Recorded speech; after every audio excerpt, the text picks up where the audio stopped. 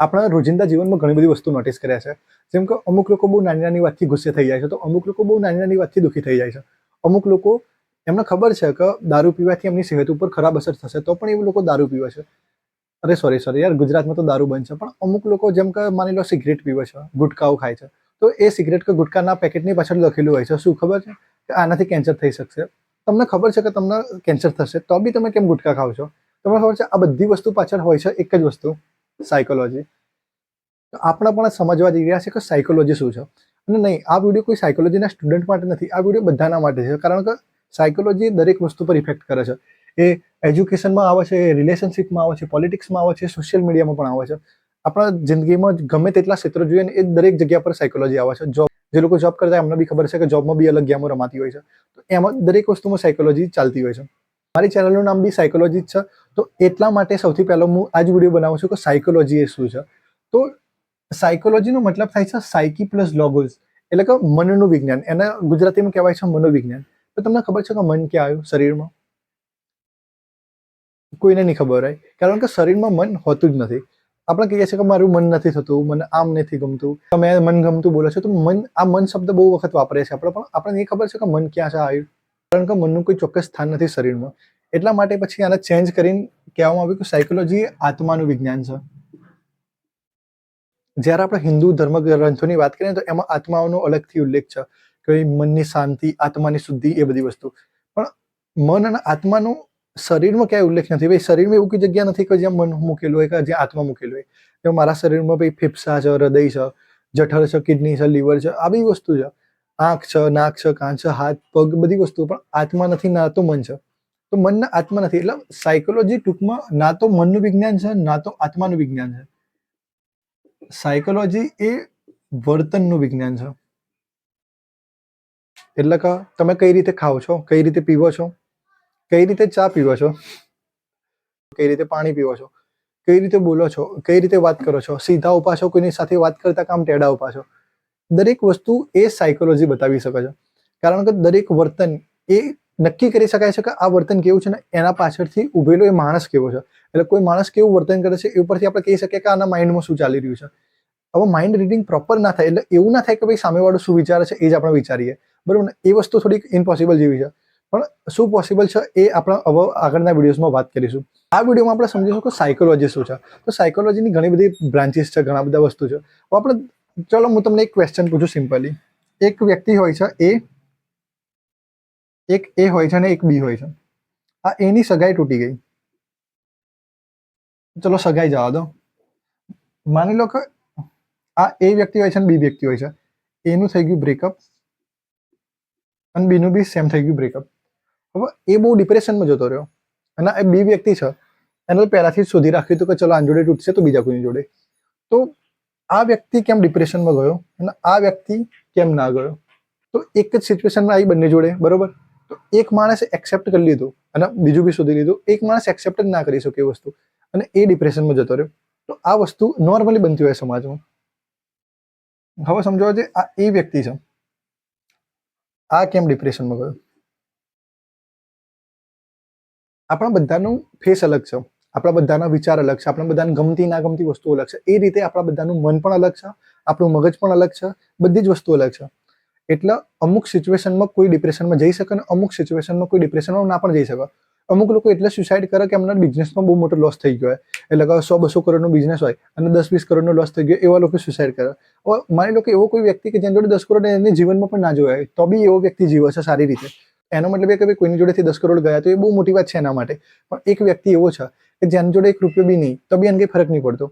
તો ટૂંકમાં મન આ રીતે કામ કરે છે. દરેક વ્યક્તિ, દરેકનું બિહેવિયર અલગ અલગ હોય છે અને એ જ વસ્તુ આપણે સાયકોલોજીમાં શીખીએ છીએ.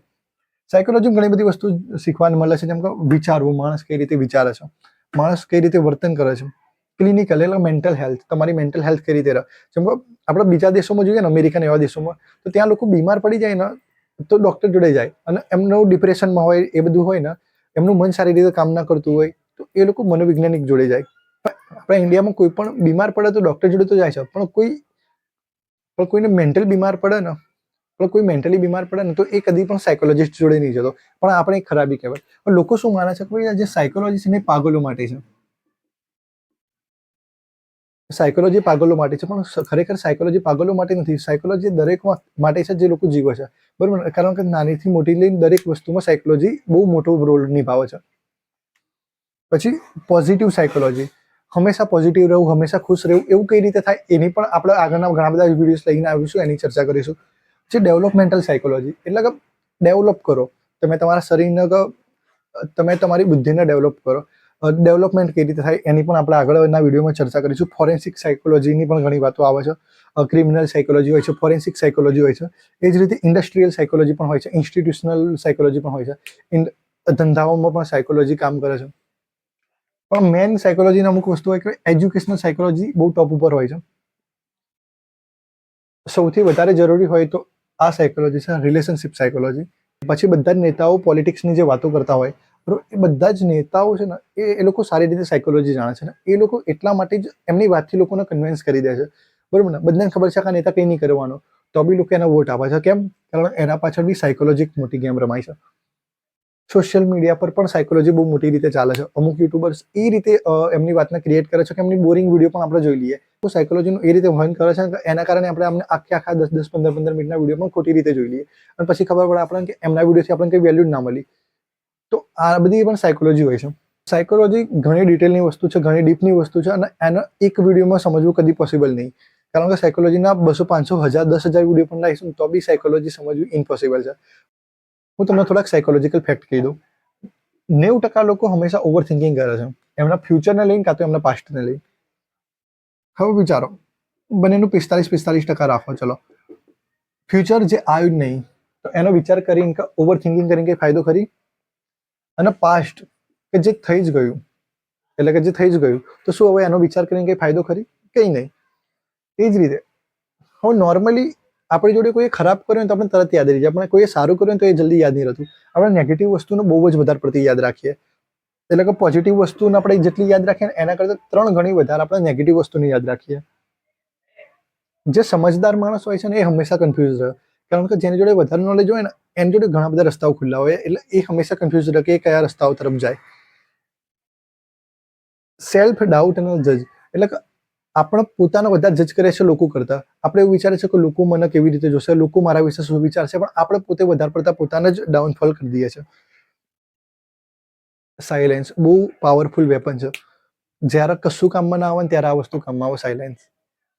તો આ ચેનલમાં આપણે ઘણી બધી વસ્તુઓ ભણતા રહીશું સાયકોલોજીની, અને ના તો ખાલી સાયકોલોજીની, કારણ કે સાયકોલોજીની સાથે એક વસ્તુ આવે છે ફાઇનાન્સ, અને એની જ સાથે આવે છે સ્ટોક માર્કેટ.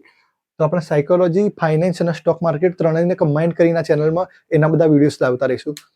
સ્ટોક માર્કેટમાં પણ તમને ખબર હશે કે સાયકોલોજી કેટલી બધી ઇમ્પોર્ટન્ટ છે. Market psychology, candlestick pattern, chart pattern, આ બધી વસ્તુઓ, અને એના પાછળ પણ સાયકોલોજી. કારણ કે માર્કેટમાં એક બાજુ બાયર હોય તો એક બાજુ સેલર હોય. બાયર્સની અલગ સાયકોલોજી હોય ત્યારે તો એ બાય કરતા હશે, અને સેલર્સની પણ અલગ સાયકોલોજી હશે ત્યારે તો એ લોકો સેલ કરતા હશે. તો બાયર્સ શું વિચારે છે બાય કરતા ટાઈમે, અને સેલર્સ શું વિચારે છે સેલ કરતા ટાઈમે, એ આપણે જોવું જોઈએ. તો બાયરનું એવું તો શું માઇન્ડસેટ હોય છે કે એ સમયે બાય કરે છે, અને સેલર્સનું એવું શું માઇન્ડસેટ હોય છે કે એ સમયે સેલ કરે છે. એ બધી વસ્તુ વિચારી તમે ક્યારેય? કારણ કે કોઈ બાય કરતું હશે માર્કેટમાં ત્યારે જ તો કોઈક સેલ કરતું હશે ને. કોઈએ બાય કર્યું, કોઈએ સેલ કર્યું, કોઈએ સેલ કર્યું, કોઈએ બાય કર્યું, અને માર્કેટ આ રીતે જ ચાલે છે. તો કોઈ સેલ કરે કે બાય કરે તો એક શું કારણ હશે કે ભાઈ એ વ્યક્તિએ સેલ કર્યું કે બાય કર્યું. તો આ ચેનલમાં આપણે ફાઇનાન્સ, સાયકોલોજી અને સ્ટોક માર્કેટ ત્રણેયને કમ્બાઇન કરીને સમજવાની કોશિશ કરીશું કે ફાઇનાન્સ શું કહે છે, સ્ટોક માર્કેટ શું કહે છે. અને ફાઇનાન્સ અને સ્ટોક માર્કેટની સાથે હંમેશા સાયકોલોજી કનેક્ટેડ જ હોય છે. મારી બીજી પણ એક ચેનલ છે જેમાં આપણે ખાલી લોની વાતો કરીએ છીએ, લો અને સોસાયટીની વાતો. તો લો અને સોસાયટી પણ એકબીજાથી કનેક્ટેડ છે.